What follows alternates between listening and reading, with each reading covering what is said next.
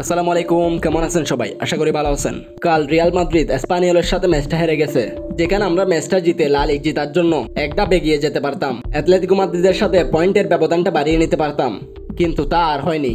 Real Madrid মাঠে নামার আগের ম্যাচটাতে মাঠে নেমেছিলেন অ্যাটলেটিকো মাদ্রিদ। এখান থেকে অ্যাটলেটিকো মাদ্রিদ ম্যাচটা জিতে রিয়াল মাদ্রিদের সাথে পয়েন্টের ব্যবধানটা কমিয়ে এনেছে, কিন্তু রিয়াল মাদ্রিদ এসপানিওলের সাথে ম্যাচটা হেরে অ্যাটলেটিকো মাদ্রিদকে আরো সুযোগ করে দিয়েছে। ম্যাচটা নিয়ে যদি কথা বলি, ম্যাচটাতে আমাদের বল পজিশন ছিল 76%। এত বল পজিশন রেখে কি লাভ যদি ওখান থেকে আমরা গোল বের করতে না পারি? ম্যাচটাতে মাদ্রিদকে একভাবে আনলাকিও বলা যায়। পুরা ম্যাচে মাদ্রিদ 21টা শট করেছে, যেখানে রদ্রিগো এমবাপ্পের 2-1টা শট বারেও লেগে যায়।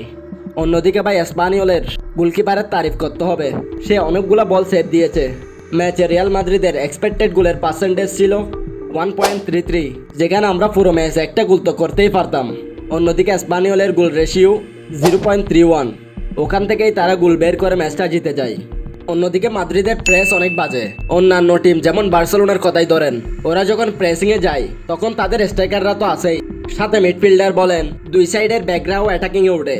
অন্যদিকে মাদ্রিদ যখন প্রেস করে তখন স্ট্রাইকার ভিনিসিয়াস, এমবাপ্পে, রদ্রিগোরা ছাড়া অন্য কেউ এত বেশি প্রেসিংয়ে যায় না। কালকের ম্যাচে রিয়াল মাদ্রিদের এগেনস্টে রেফারির অনেকগুলো ডিসিশন ছিল।